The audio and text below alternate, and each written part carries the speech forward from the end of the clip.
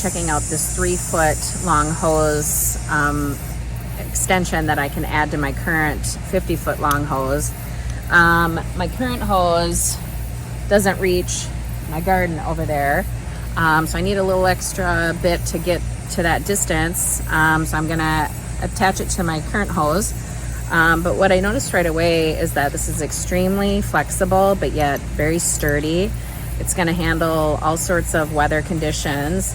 The ends have these kink resistant swivel connecting brass fittings on the end. It's a nice bright orange color, and it has 600 heavy burst PSI, so the water is going to flow through here really fast. Very easy to connect. The brass connection is really smooth to twist on. It gives a tight fitting so that it isn't going to leak. And it's just going to give me that extra distance that I'm going to need to make it all the way over to my garden over there.